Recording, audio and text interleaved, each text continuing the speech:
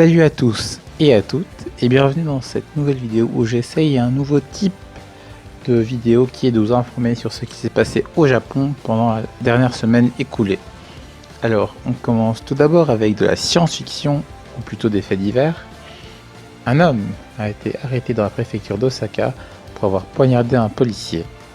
Sur le journal Asahi Shimbun, le suspect a appelé un commissariat de police, ou Koban en japonais, à partir d'une cabine téléphonique qui se trouve à 800 mètres de là, pour signaler un cambriolage comme une mesure de diversion, et pendant ce temps-là, il allait poignarder la victime devant le commissariat.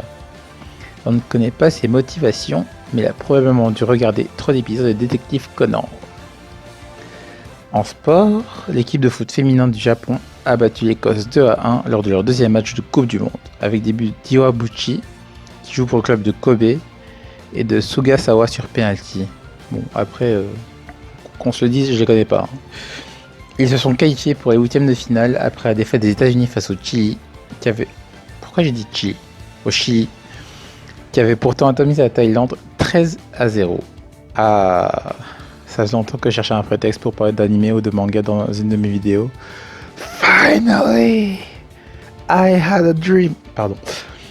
Le Weekly Shonen Jump, donc c'est un magazine de publication de manga hebdomadaire, il vient de publier le dernier chapitre du manga Shokugeki no Soma ou Food Wars. Et pour ceux qui connaissent pas, l'histoire tourne autour d'un jeune chef qui intègre l'institut de cuisine Totsuki pour affiner ses talents, I guess. L'épilogue sera publié en 3 parties dans Jump Giga, un magazine de publication de manga mensuel. Et enfin pour finir, une vidéo insolite, on va parler d'un des plus vieux sprinteurs japonais qui à 102 ans continue à participer à des compétitions malgré son âge et malgré son dos qui commence à le trahir.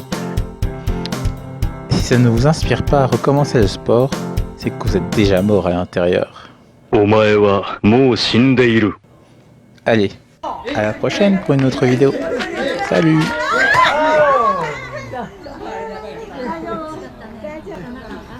いけるまで。